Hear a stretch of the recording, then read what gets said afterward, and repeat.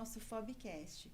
Se essa é a primeira vez que você está assistindo ou ouvindo, essa é uma iniciativa da Seção de Tecnologia Educacional da FOB para levar a você entretenimento e, ao mesmo tempo, conhecimento. A Universidade de São Paulo, ela tem como missão contribuir para o desenvolvimento da sociedade, e isso é feito de várias formas, por meio do ensino, formando profissionais de excelência, por meio de pesquisa e inovação, contribuindo para o desenvolvimento da sociedade e também por meio da extensão de serviços à comunidade.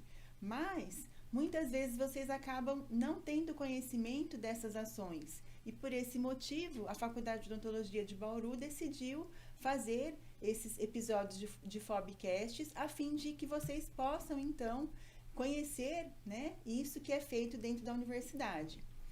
O nosso episódio de hoje, ele será sobre um assunto que está muito em voga na odontologia, que é a harmonização orofacial.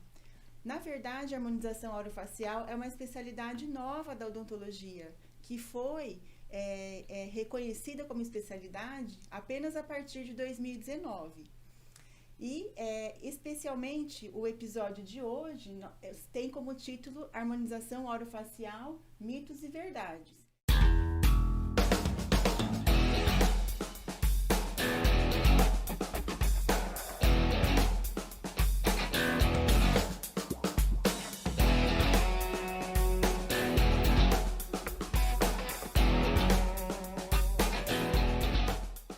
Eu sou a professora Marília Afonso Rabelo Busalaf, do Departamento de Ciências Biológicas aqui da FOB, e atualmente estou diretora da faculdade. Eu sou especialista em harmonização orofacial e ministro disciplinas nessa especialidade tanto na graduação quanto na pós-graduação aqui da FOB. Na pós-graduação, eu ministro a disciplina de Bases Biológicas da Harmonização Orofacial, juntamente com uma das nossas convidadas para este podcast, que é a doutora Flávia Mauad Levi Abraão, que é professora do curso de especialização da Faculdade UniCPO. O outro convidado deste podcast é o professor Dr. Augusto César Rodrigues, que é coordenador do curso de especialização em harmonização orofacial da Faculdade UniCPO e ministra cursos de especialização em harmonização orofacial em diferentes países. Para iniciar o nosso tema, eu vou pedir ao professor Augusto que explique brevemente ao nosso público o que é harmonização orofacial. Olá, doutora Marília, doutora Flávia, para mim é um prazer estar aqui com vocês nesse podcast, né? Sempre voltar à instituição que a gente foi formado é uma satisfação muito grande, então eu agradeço muito o convite de participar com vocês aqui.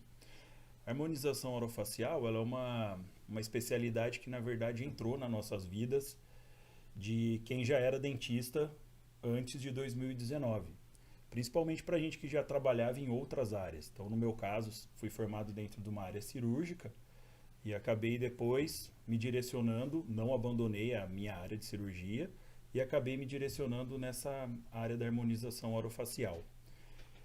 No início, ela foi muito questionada e hoje ela é muito bem aceita, não só no Brasil, quanto na maioria dos países. Ainda existem alguns vieses em alguns países, mas isso, obviamente, vai se finalizar. O que eu consigo ver, né, da especialidade, do início dela, foi o seguinte: a gente, como dentista, a gente só tinha uma possibilidade, como um dentista, um clínico geral, que era de organizar e harmonizar, na verdade, os dentes, a parte dentária. E com o decorrer, passando o tempo e a gente vendo a necessidade de todos os pacientes, as pessoas não se preocupam somente com os dentes. Quando a gente fala e a gente aprende na faculdade, a gente aprende como harmonizar o rosto todo, a face toda. Isso vem da ortodontia, que já estuda bases ósseas, a cirurgia bucomaxilo. E essas duas especialidades, tanto a ortodontia quanto a parte de bucomaxilofacial, estava muito exclusivo para harmonizar o rosto. E quando alguns professores, né, que foram o professor Levi, que começou a iniciar essa entrada da odontologia na harmonização orofacial, o que eles viram realmente é que quando a gente vai rejuvenescer uma pessoa e principalmente trabalhar com a autoestima de alguém, existe a possibilidade de você trabalhar não só apenas em um local que seria dentro da boca, e sim na face toda. Então começou a se ver, por exemplo, uma pessoa utilizando facetas ou rejuvenescendo o sorriso. Porém, a face tinha chamado de rugas orbiculares, são os pés de galinhas, ou rugas frontais, né? Tinha ruga na testa. Isso não condizia com a idade do paciente. Então o paciente tinha uma idade no sorriso e outra idade na face. A pele era de outra idade. Então iniciou bem só exclusivamente com as aplicações de toxina botulínica, quanto de preenchedores faciais. Depois que isso foi evoluindo para outra parte cirúrgica e alguma parte de cuidados com a pele, então isso foi acontecer depois. Inicialmente, a ideia que foi intitulada harmonização orofacial justamente era para fazer isso, harmonizar o sorriso com a face toda do paciente. E professora Flávia, quais que são os benefícios da harmonização orofacial? Primeiramente, eu gostaria de agradecer por estar participando desse podcast com a professora Marília e com o professor Augusto. É um prazer imenso estar aqui. E quando falamos em benefícios da harmonização orofacial, os benefícios são inúmeros benefícios, né? Principalmente em relação ao processo de envelhecimento, como a correção de rugas, a correção de sulcos na face. Também podemos corrigir assimetrias faciais com a harmonização facial também. O que mais que podemos fazer? Podemos fazer o reposicionamento dos tecidos da face, podemos fazer preenchimento labial dos pacientes, que também é um benefício imenso. O que mais vai acarretar? Vai acarretar principalmente uma melhora da autoestima no paciente, né? O principal benefício que a gente consegue enxergar da harmonização facial é o impacto na autoestima dos pacientes. E quando a gente fala em harmonização orofacial na odontologia, a gente sempre pensa nos procedimentos também que o dentista pode e que ele não pode realizar, porque essa área é uma área onde vários profissionais atuam, né? Nós Exatamente. Temos os dermatologistas, os cirurgiões plásticos, os farmacêuticos, os biomédicos, uma gama de profissionais atuando, né, no mesmo campo. Professor Augusto, quais os procedimentos que o cirurgião dentista pode e ele não pode realizar dentro da harmonização orofacial? Isso é bem interessante, esse questionamento, porque a gente está vendo atualmente vários problemas quanto a isso. Porque o que acontece? Existe uma lei, e nem o dentista deve invadir a área do médico, o médico do dentista. Então, os conselhos, eles atuam de forma independente, e isso deve ser respeitado. Não é porque você sabe ou tem capacidade de fazer um procedimento que você deve fazer e que você está liberado para fazer. Então, falar, olha, eu sou um cirurgião muito experiente, eu consigo fazer tal cirurgia. Isso está autorizado dentro do seu conselho? Não está, você não deve fazer. Ah, mas eu consigo fazer. Vai lá, faz faculdade de medicina e faz o procedimento. É simples assim. Não é tão simples, mas esse é o caminho correto. Igual existem vários profissionais fazendo outras faculdades, né? Existe o biomédico fazendo odonto, o dentista fazendo medicina, mesmo o médico fazendo outra profissão. Sim. E isso está acontecendo de forma geral. Porque a pessoa gosta mais daquela área e vai fazer. Ok. Hoje existe dentro da lei, né, tem todas as leis estipuladas pelo Conselho de Odontologia, quais são os procedimentos que a gente pode fazer e quais estão proibidos a fazer. Porque não é porque na lei não está escrito que não se pode fazer, que automaticamente você está autorizado, né? Não funciona dessa maneira. Então hoje, preenchimentos orofaciais podem ser feitos. Podem ser utilização de toxina botulínica para tratamentos estéticos e funcionais. Lembrando que a aplicação de toxina feita pelo dentista em outros tipos de procedimento já era autorizada antes, tá? De 2019. A gente tem, mesmo aqui dentro da faculdade, mestrados e doutorados que defenderam teses exatamente com esse tema. Depois, o que pode ser feito? Pode ser feita a utilização dos agregados plaquetários. Então, utilização de plasma, utilização de fibrina rica em plaquetas, tudo isso está autorizado. Melhorar a quantidade de fibroblastos, fazer terapias, assim como os bioestimuladores também estão autorizados. E nesse caso é importante lembrar que nós podemos tanto coletar quanto aplicar. Exatamente. Os dentistas podem fazer venopunção, coletar o sangue dentro do seu consultório, uma vez que você tenha capacitação para isso. Ou se você teve isso na sua graduação, ou na pós-graduação, ou se fez um curso exclusivo de venopunção. Também existe essa exigência, né? É de 2015 ou 2016, se eu não estou me enganado, quando conseguiu essa autorização. E algumas profissões não podem utilizar os agregados plaquetários. Então, no Brasil, existem os conselhos que proíbem também. Pode ser utilizado toda a parte de laser terapia, fototerapia, isso é permitido, sempre lembrando da área de atuação, que é cabeça e pescoço. Para cima, exatamente.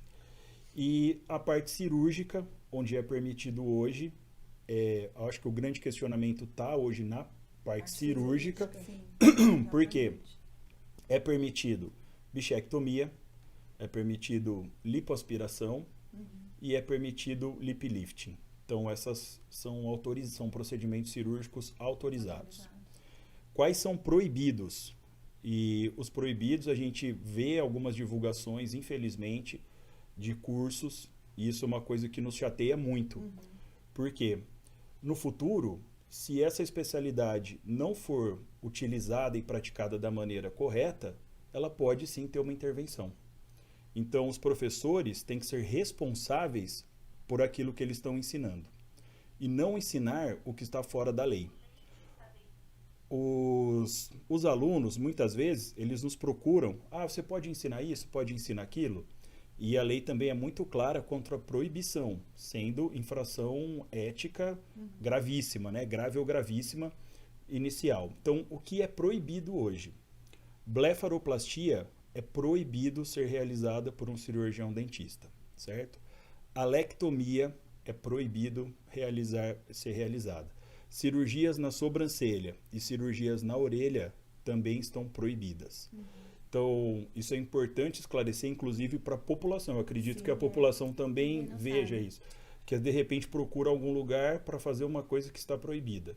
Então, se você for fazer algum tipo desse procedimento, você tem que procurar um médico especializado, cirurgião plástico, para ser feito dessa forma. Sim. A lectomia talvez seja importante porque talvez tenha um público leigo nos ouvindo ou assistindo, eles não sabem o que é.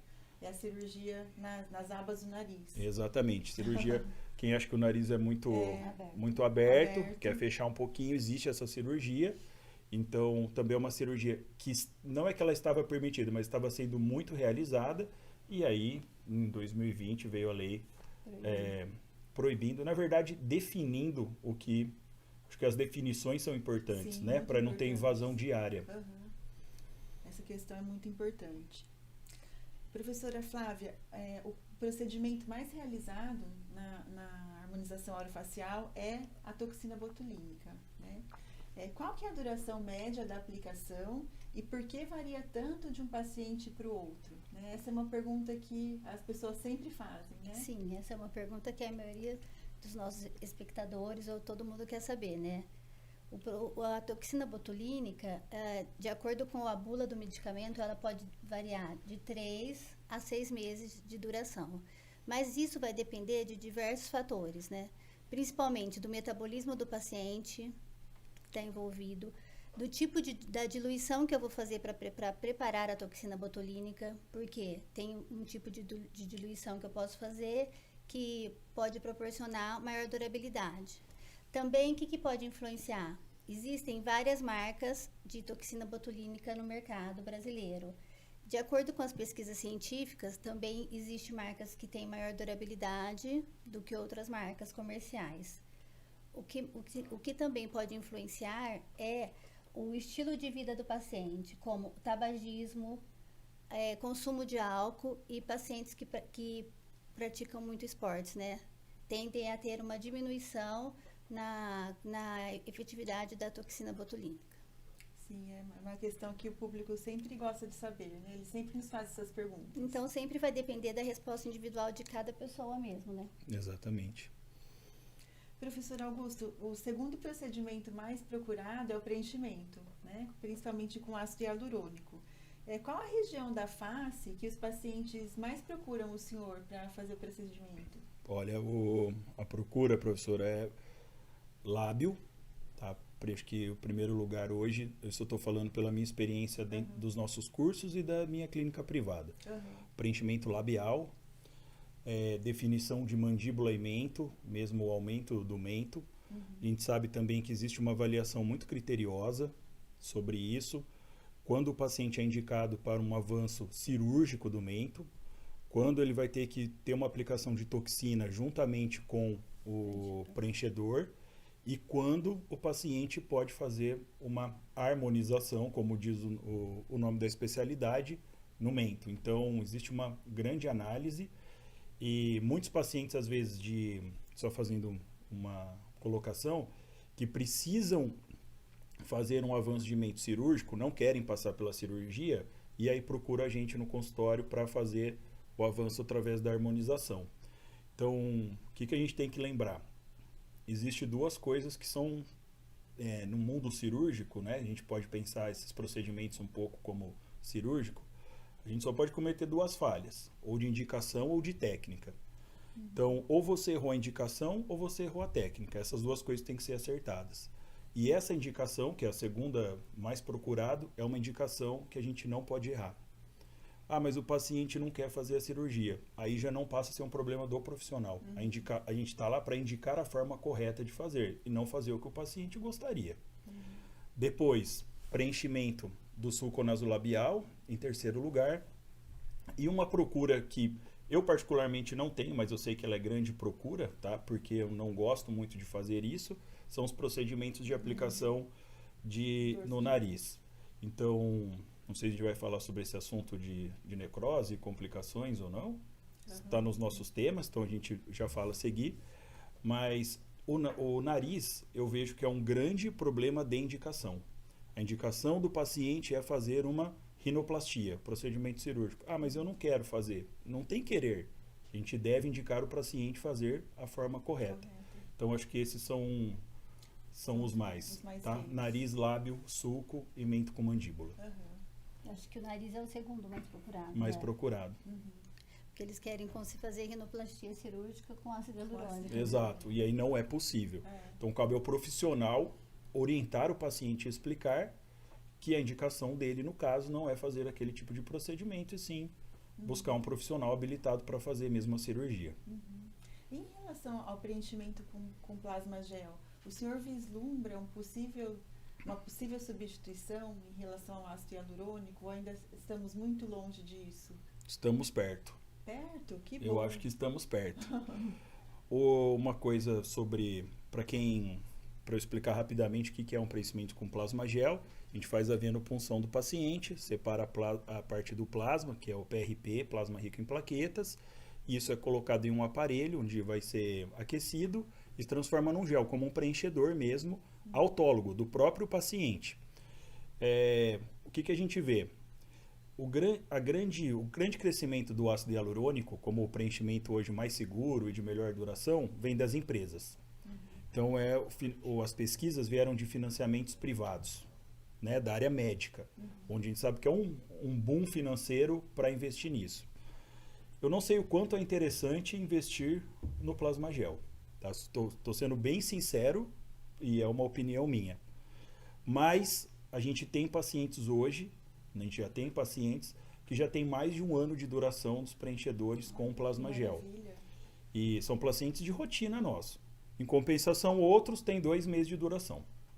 Então, a ciência ainda não explica o porquê dessa diferença. A gente tem algumas observações sendo feitas, mas precisa investir nessa linha de pesquisa. Uma linha de pesquisa até de sugestão, né, para se seguir. Nós escolhemos aqui na FOB para para seguir, né? implementar isso. Então, acho que a gente está próximo, porque uma vez que já está acontecendo uma boa durabilidade, porque ele é ótimo, o problema dele é o tempo de duração. Sim.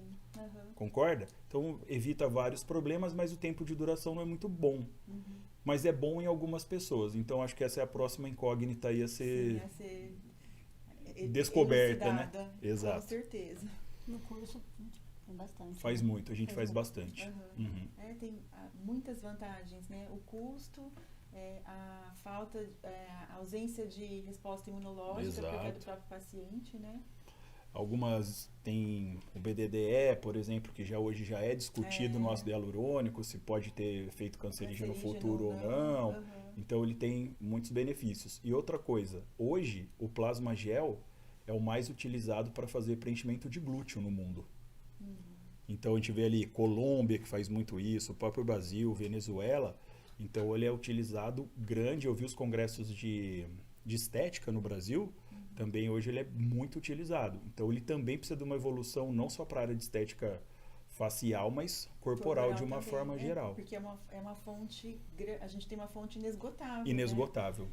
Se a gente for usar ácido hialurônico para fazer preenchimento corporal, não E há os material valores. que chegue, né? E os valores, né? A gente tem que lembrar que nós estamos no Brasil e a parte financeira é importante. Com certeza. Professora Flávia, em relação à flacidez facial, quais que são os procedimentos mais recomendados para flacidez facial? Então, quando nós falamos em flacidez facial, primeiramente nós temos que avaliar a idade cronológica do paciente, né? E também o grau de flacidez que aquele paciente tem. Hoje, o padrão ouro para flacidez facial é a associação de técnicas. Por exemplo, associar uma tecnologia com um produto injetável. Associar um ultrassom microfocado com o uso dos bioestimuladores de colágeno.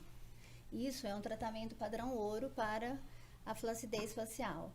O que a gente faz primeiro? Se for fazer no mesmo dia, a gente faz primeiro o ultrassom microfocado, para não ter a contaminação, e depois nós fazemos os bioestimuladores de colágeno. Mas também temos outros tratamentos para flacidez facial, que está sendo muito falado hoje na internet, né, que é o Endolift ou Endolaser, que é um laser de iodo de 1470 nanômetros, né, que ele está sendo utilizado também para tratar flacidez facial. Ele tem uma afinidade por água. E também temos outros tratamentos. O que é mais importante? O mais importante, falando também de flacidez, é a gente tratar as camadas da pele. Não adianta eu só injetar produto dentro se eu não tratar a camada superficial. Então, o importante também junto, eu fazer um peeling para dar aquela sensação de tratamento na camada superficial da pele, além dos bioestimuladores de colágeno. Sim, são muitas as opções. Isso. Muitas. Posso fazer uma consideração? Claro, com certeza. A gente vê muito, como trabalho com paciente o tempo todo, né? O meu trabalho é diretamente com paciente, não trabalho em pesquisa científica, né? Desde que eu me formei, só no mestrado depois. Nesse contato com os pacientes e a gente observando, porque conforme vai passando o tempo a gente vai observando mais. Não tem como você atingir resultados bons se o paciente também não se adequar ao estilo de vida. Então, hoje a gente faz acompanhamento com nutricionista, alguns pacientes a gente pede acompanhamento com nutricionista, porque o paciente não come isso, não come aquilo, não come aquele outro, a alimentação dele não está correta. Paciente hoje, que a gente sabe também, paciente que não faz exercício físico, que não seja uma caminhada de meia hora por dia, esse paciente não tem uma ativação das suas células tronco para ver como isso vai ser, como vai funcionar essa modificação depois, essa diferenciação. Isso é um estudo do professor Chocrum. Ele fala que ele vai tratar o paciente dele crônico, com dor crônica. A primeira coisa do tratamento é caminhada 30 minutos por dia. Senão ele nem começa porque não vai dar resultado, né? Então, esse estilo de vida do paciente é interessante. E uma coisa que eu vejo muito clinicamente hoje são os pacientes jovens que buscam harmonização e quer melhorar os tecidos do rosto. E existe um grande número hoje de pacientes que infelizmente tomam anabolizantes, tomam hormônio, né? Às vezes falam assim, não, eu tomo porque o médico me receitou, não significa que está certo. Então, todas essas variáveis da gente entender sistemicamente o paciente antes de fazer o procedimento é muito importante. Falar, essa marca é melhor que a outra. O mais importante é o paciente, a gente tem que estudar o paciente. Em segundo lugar, a marca comercial. Na odontologia, a gente dá muita força para a marca comercial, isso na implantodontia, na orto, em todos os outros lugares, e às vezes esquece de tratar e de avaliar o paciente. Sim, a anamnese sempre é muito importante, né? Exatamente. E em relação às possíveis complicações que podem advir dos tratamentos, seria importante fazer algumas considerações a respeito disso para o nosso público. Ok. Primeira coisa, sempre procurar um profissional habilitado, né? A gente vê dessa forma. E um profissional também que está de acordo com o seu próprio gosto, né? A gente sabe que estética, quando a gente fala de estética, a gente tem que um pouco eliminar os nossos conceitos próprios como profissional e respeitar o que o paciente está buscando. Porém, não sair das proporções. Então, quando você passa na rua e olha, a pessoa fez um preenchimento labial, ficou muito exagerado. Fala, eu não vou fazer, tem paciente que fala isso, né? Eu não vou fazer porque fica muito feio ou fica muito exagerado. Não, é porque você está observando o que ficou exagerado. Porque todos os outros que ficaram bons, o paciente não percebe, a pessoa leiga não percebe que foi realizado. Eu não vou fazer porque eu não quero ficar igual a Gretchen. Exatamente dessa forma, né? Não quero ficar igual tal pessoa. Então, das complicações que pode acontecer, a toxina botulínica é muito baixo, o índice de problemas, no máximo algum tipo de assimetria, e você vai fazer depois uma segunda aplicação, isso vai ser corrigido. Os preenchedores é onde está o grande problema, né? Porque o ácido hialurônico a gente pode ter obstrução das artérias e aí ter uma necrose facial, pode ser labial, e o maior problema hoje da harmonização é no nariz. Então a gente sabe que no nariz, porque ele tem cartilagem, a cartilagem é pouco vascularizada, então o potencial de reparação desses problemas, de uma eventual necrose, é dificultado. O profissional tem que estudar as bases científicas que a gente fala mesmo, então tem que entender exatamente tudo o que está acontecendo, tem que conhecer bem a anatomia, você tem que entender por que aplica uma fibrina, por que aplica um laser, por que existe toda essa parte histológica. Então isso é muito importante. Isso é o que vai diferenciar o especialista para um técnico. Eu fiz um curso rápido. Você é um técnico naquilo. É diferente de um especialista que estudou profundamente as bases.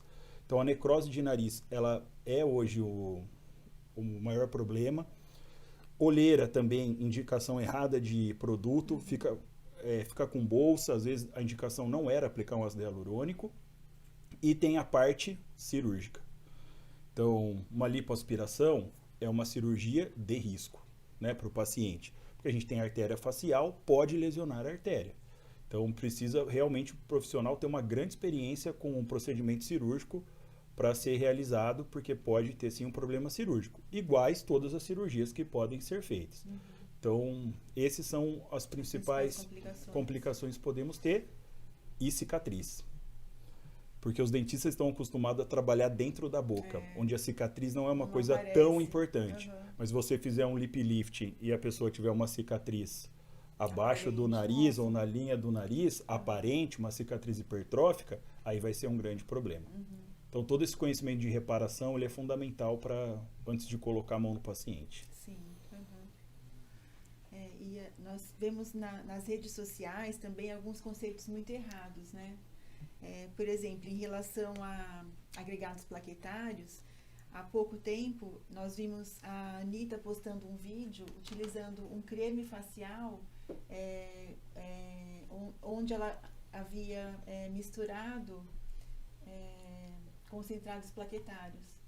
Isso é totalmente inadequado, né? Primeiro que não tem nenhuma evidência científica que possa garantir que os fatores de crescimento dos concentrados plaquetários vão estar ativos num creme, né? E segundo, em relação à biossegurança, né? Imagina, contaminação. Aliás, um aspecto muito importante, né, quando a gente pensa na harmonização orofacial é a biossegurança. Né? Vocês poderiam comentar alguma coisa em relação a isso, a biossegurança? Pode falar, Flávia.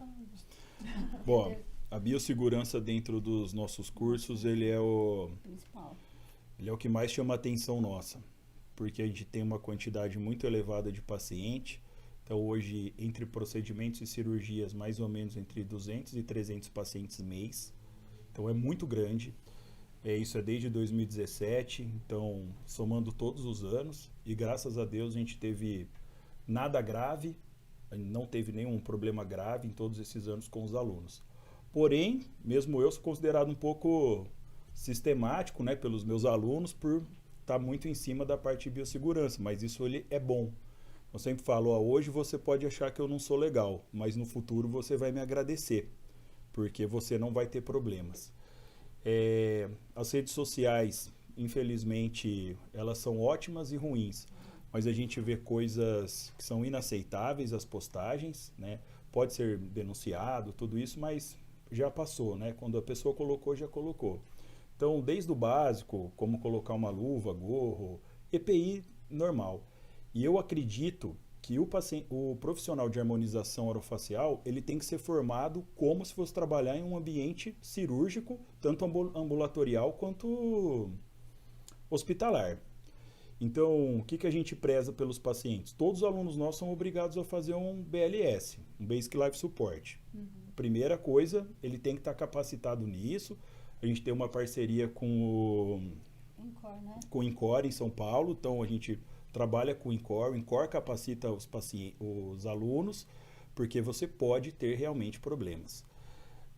Segunda coisa, a formação hoje do aluno que vem da graduação tem que ser mais exigente. Eu, como aluno de pós-graduação, você é uma professora de graduação, mas não atua nessa área clínica, tem que ser mais exigente. Então, a gente tem os alunos que vêm aqui da FOB, no meu curso lá de implante, a gente tem. Não são todas as faculdades que têm essa exigência.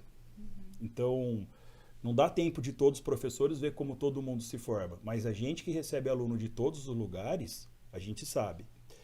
E, de uma forma geral, o Brasil é muito bom de biossegurança. Tá? Os alunos brasileiros estão acostumados com isso. Mas não é o que se passa em todos os países.